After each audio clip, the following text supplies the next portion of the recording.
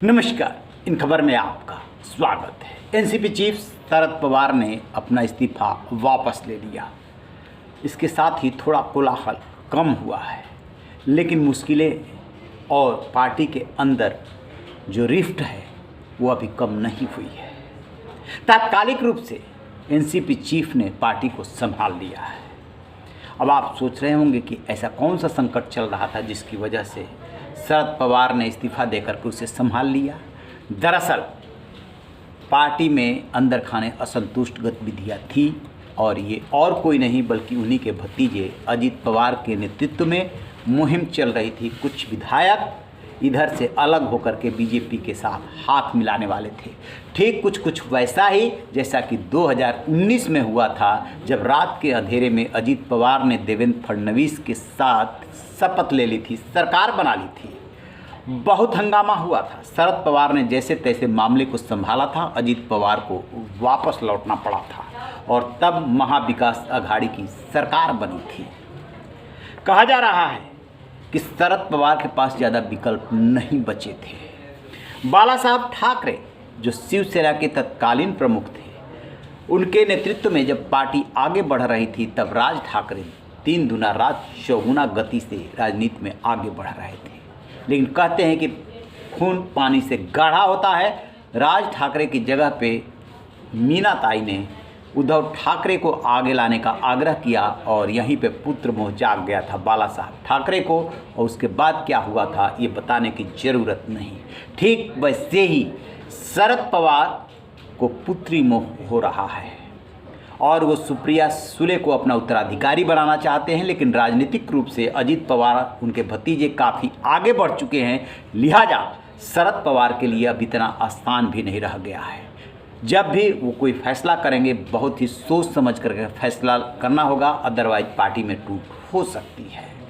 उसी टूट को थामने के लिए खबर आ रही है कि शरद पवार ने ये कदम उठाया और जितने भी विरोधी थे और जो समर्थक थे सब जो है रोने धोने लगे, धरने पर बैठने लगे और उनसे आग्रह किया कि अपना इस्तीफा वापस लीजिए।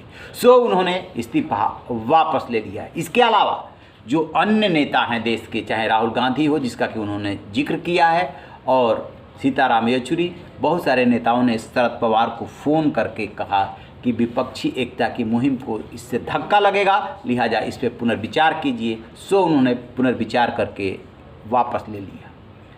सवाल ये है कि आखिरकार जो शांति हुई है पार्टी के अंदर वो कब तक? यदि सामना में उद्धव ठाकरे के संपादकीय में ये लिखा जाता है कि अजीत पवार जो है मुख्यमंत्री बनना चाहते हैं और सबको पता है कि उनकी महत्वाकांक्षा मुख्यमंत्री बनने की है, तो यही महत्वाकांक्षा कहीं पार्टी को टूट की ओर तो नहीं ले जा रहा? ये सवाल बहुत बड़ा है।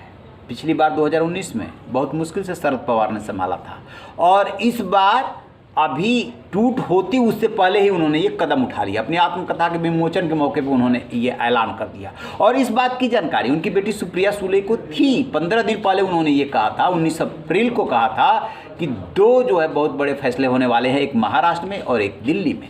इसका मतलब कि वो पता था कि शरद पवार कुछ बड़ा सोच रहे हैं, कुछ करने वाले हैं। तो ये जो पहले बात आ रही थी कि शिवसेना या कांग्रेस को उन्होंने झटका दिया है और उसको इससे भी जोड़ा गया था जब उनकी गौतम अडानी से मुलाकात हुई थी, प्रधानमंत्री के फेवर में बयान दिया था, तो कहीं बीजेपी की तरफ भी तो नहीं सरक रहे हैं। ये सारी बातें हुई थी, लेकिन अब जो बातें सामने आ रही है उसके मुताबिक शिवसेना और कांग्रेस को झटका देने से ज़्यादा मकसद उनका था अजीत पवार को झटका देना, असंतुष्टों को झटका देना और पार्टी की यूनिटी को बनाए रखना। फिलहाल जो है वो अपने मकसद में कामयाब रहे हैं। आगे क्या होगा ये राजनीति है, कुछ कह नहीं सकते कब कौन सी टर्न ले जाए, क्योंकि आज की प्रेस कॉन्फ्रेंस में अजीत पवार नहीं थे। इससे संबंधित जब सवाल पूछा गया तो कहा यह गया कि हर प्रेस कॉन्फ्रेंस में हर कोई मौजूद नहीं होता है। जहां पे शरद पवार से इस्तीफा वापस लेने के लिए आग्रह किया गया, कमेटी की जो बैठक हुई उन सब में अजीत पवार भी शामिल थे, इसलिए ऐसी कोई बात नहीं है। लेकिन इन्हीं सब बातों से राजनीतिक बातें निकलती है जो दूर तलक जाती है और उसके अपने मायने होते हैं। रहिए न बेखबर, देखते रहिए इन खबर। Thank you.